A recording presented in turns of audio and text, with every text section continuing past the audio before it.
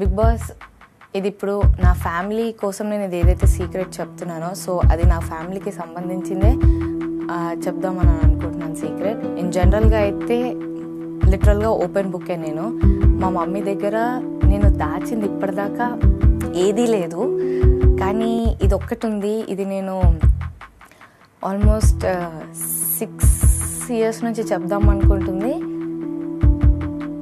నేను చెప్పలేకపోయాను. Thank you. ఇప్పుడు నేను అది మా మమ్మీకి ఈ 6 years నుంచి ఇప్పుడు ఇక్కడ ఈ ప్లాట్ఫామ్లో నేను కన్ఫెస్ చేయగలుగుతున్నాను అంటే కొంచెం టెన్షన్గా ఉంది. కానీ నా సీక్రెట్ ఏదైతే ఉందో ఇది straight away to my mummy.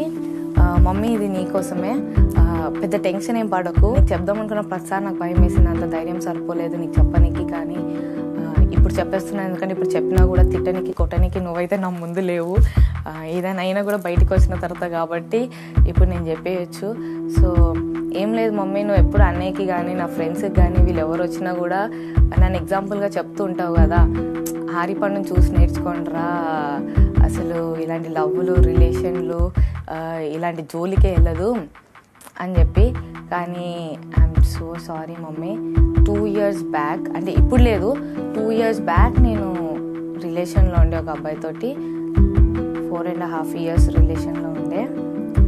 అంటే అది ఎట్లా అయింది అంటే ఏదో అట్లా కాదు, డాడీ నీది సిచ్యువేషన్ అయినప్పుడు ఇంకా ఉన్న ఫ్యామిలీ సిచ్యువేషన్లో ఒక పర్సన్ కొంచెం ఎక్కువ కేరింగ్ చూపించేసరికి అది అట్లా ఆటోమేటిక్గా అయింది.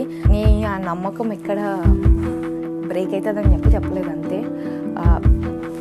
జస్ట్ సింపుల్ నార్మల్ 4.5 years ఉండే, తర్వాత 2 years బ్యాక్ బ్రేకప్ అయిపోయింది. నా ఐఎమ్ సూపర్ గుడ్. ఇప్పుడు నేను మొత్తం కెరియర్ ఫోకస్డ్ అండ్ నా one and only love mummy నువ్వు. నీ దగ్గర నేను ఏది దాచలేదు, ఏది లేదు, ఇదొకటే ఉంది. సో ఇదొకటి కూడా నేను చెప్పేసిన ఈరోజు.